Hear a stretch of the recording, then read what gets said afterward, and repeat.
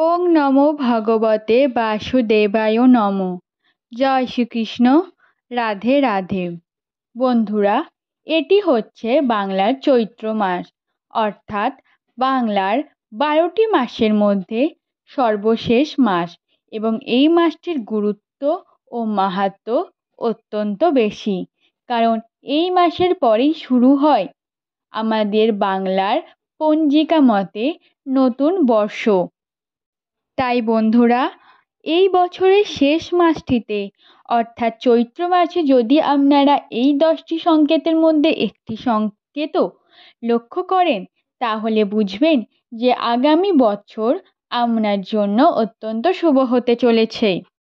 বন্ধুরা, জ্যোতিষশাস্ত্র বা বাস্তুশাস্ত্র অনুসারে একজন ব্যক্তির যখন ভাগ্য পরিবর্তন হতে চলেছে বা তার ভাগ্যে ধন সম্পদের আগমন হতে চলে, তখন প্রকৃতি তাকে কিছু বিশেষ সংকেত দেয়, এবং সেই শুভ সংকেতগুলি থেকে বোঝা যায় যে তাদের জীবনে কিছু বড় বা কিছু আনন্দদায়ক বা ধন সম্পদের আগমন ঘটতে চলেছে।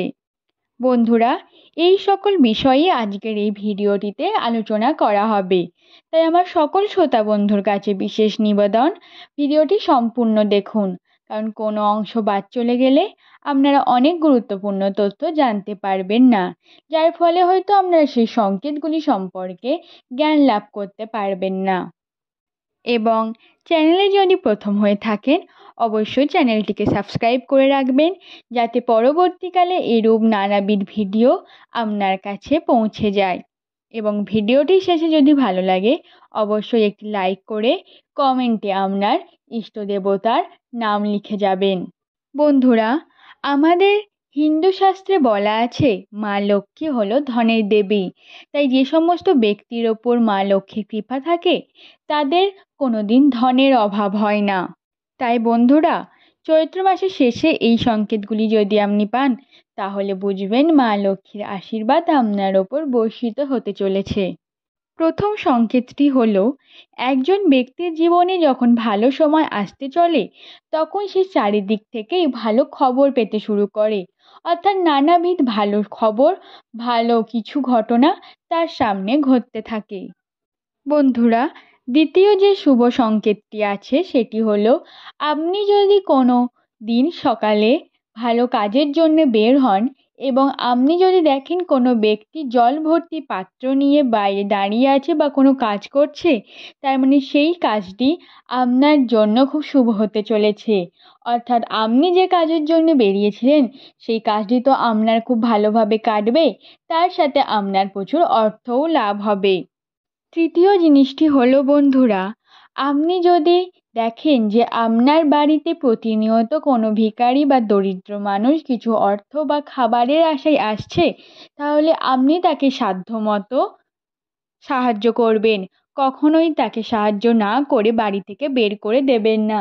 যদি আপনি এই কার্য করেন, তাহলে মা লক্ষ্মী আপনার ওপর অত্যন্ত প্রসন্ন হবেন। পরবর্তী সংকেতটি হলো, হ্যাঁ বন্ধুরা, যদি দেখেন যে আপনার কাজের প্রতি খুব এনার্জি বাড়ছে, আপনি কাজ করতে খুব ভালোবাসছেন, তাহলে বুঝবেন আপনার ভালো সময় খুব শীঘ্রই আসতে চলেছে। কারণ কাজ করার আগ্রহ বাড়লে এটি হলো মা লক্ষ্মীর শুভ সংকেত। অপরদিকে আপনার যখন খারাপ সময় আসবে, তখন আপনার কাজের প্রতি একটা বিদ্বেষ জন্মাবে, কাজ করতে আপনার তখন একদমই ভালো লাগবে না। এই বিষয়গুলি আপনারা একটু মনে রাখবেন। বন্ধুরা, পরবর্তী সংকেতটি হলো, যদি আপনি দেখেন আপনার বাড়িতে সকালবেলা বা দিনের সকালের দিকে গরু বা গোমাতা খাবারের আশায় আসছে বা আপনার গৃহের সামনে তারা ঘুরে বেড়াচ্ছে, তার মানে এটি আপনার জন্য অত্যন্ত শুভ। কারণ গোমাতা হলো শ্রী বিষ্ণুর অত্যন্ত প্রিয়, তাই সে যদি আপনার গৃহের আশেপাশে ঘুরে বেড়ায় বা আপনার গৃহে খাবারের আশায় আসে, তার মানে বুঝবেন আপনার জীবনে ভালো সময় আসতে চলেছে এবং আপনার খুব শীঘ্রই প্রচুর অর্থের সমাগম হবে। পরবর্তী অর্থাৎ ষষ্ঠ সংকেতটি হলো, বন্ধুরা, আপনার বাড়িতে যদি পাখির ডাক সর্বদা শুনতে পান, অর্থাৎ পাখিরা আপনার বাড়িতে যদি ক্রমাগত আসতে থাকে এবং তাদের বাসা আপনার বাড়িতে করে, তার মানে বুঝবেন আপনার ঘরে মা লক্ষ্মী আসতে চলেছে। কারণ এবং বন্ধুরা, আপনারা এই পাখিগুলোকে কখনোই তাড়িয়ে দেবেন না, তাদের নিজেদের সামর্থ্য মতো খাবার দেবেন, তারা যাতে খুশি হয়।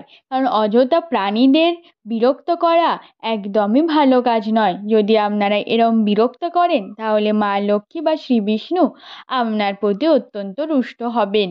পরবর্তী সংকেতটি হলো, বন্ধুরা, আপনার গৃহে যদি ছোট বাচ্চারা খেলাধুলার জন্য আসে। হ্যাঁ বন্ধুরা, ছোট বাচ্চারা হলো শ্রী বিষ্ণুর রূপ। কারণ বলা হয় যে সে ছোট বাচ্চাদের মধ্যে শ্রী বিষ্ণু লুকিয়ে থাকে। তাই আপনার গৃহে যদি ছোট বাচ্চারা খেলাধুলার জন্য আসে, বা আপনি বাজারে বা কোনো কাজে বেরোচ্ছেন, তখন আপনার সামনে থাকা কোনো ছোট বাচ্চা যদি আপনাকে দেখে বারবার হাসতে থাকে, তার মানে বুঝবেন শ্রী বিষ্ণু আপনার ওপর অত্যন্ত প্রসন্ন হয়েছে এবং আপনার সমস্ত রকম দুঃখ, কষ্ট, রোগ ব্যাধি দূর হতে চলেছে। ভালো সময় আপনার আসবেই আসবে। পরবর্তী লক্ষণটি হলো, বন্ধুরা, আপনি যদি কোনো সময় টাকা কুড়িয়ে পান, অর্থাৎ আপনি হয়তো কাজে বেরিয়েছেন বা অন্য কোনো কাজে বাড়ির বাইরে আছেন, হঠাৎ আপনি টাকা কুড়িয়ে পেলেন। এছাড়া আপনার কাছ থেকে আপনার প্রিয়জনরা যদি কোনো ঋণ নিয়ে থাকে, অর্থাৎ টাকার ধার নিয়ে থাকে, এবং সেই টাকা আপনি না চাইতে যদি তারা আপনাকে ফিরিয়ে দেন, তার মানে বুঝবেন সেটি আপনার জন্য অত্যন্ত শুভ সংকেত। তার মানে আপনার এবার ভালো সময় আসতে চলেছে। টাকার অভাব আপনার এবার ঘুচতে চলেছে। আপনার আর ধনের অর্থের অভাব হবে না। পরবর্তী সংকেতটি হলো, বন্ধুরা, আপনি যদি সন্ধ্যায় লক্ষ্মী প্যাঁচার দেখা পান। বন্ধুরা, আপনারা হয়তো জেনে থাকবেন লক্ষ্মী প্যাঁচা হলো মা লক্ষ্মীর বাহন, এবং আপনি যদি সন্ধ্যাবেলায় আপনার গৃহের আশেপাশে লক্ষ্মী প্যাঁচার দেখা পান, তার মানে বুঝবেন এটি আপনার জন্য অত্যন্ত শুভ সংকেত। তার মানে মা লক্ষ্মী আপনার গৃহে স্বয়ং আসতে চলেছেন, যার ফলে আপনার সমস্ত রকম ধন সম্পদের অভাব ঘুচতে চলেছে। বন্ধুরা, পরবর্তী এবং শেষ শুভ সংকেতটি হলো, আপনার গৃহে যদি 3টে টিকটিকি একসঙ্গে আপনি দেখতে পান, অর্থাৎ আপনি যদি দেখতে পান যে 3টে টিকটিকি একই সঙ্গে খেলা করছে বা দেওয়ালে রয়েছে, তার মানে বুঝবেন এটি আপনার জন্য অত্যন্ত শুভ সংকেত। অর্থাৎ আপনার সমস্ত দুঃখের সময় শেষ হতে চলেছে। ভালো সময় আপনার কাছে খুব শীঘ্রই আসবে এবং মা লক্ষ্মী অত্যন্ত আপনার ওপর প্রসন্ন হয়ে এই সংকেতগুলি আপনাকে দিচ্ছে।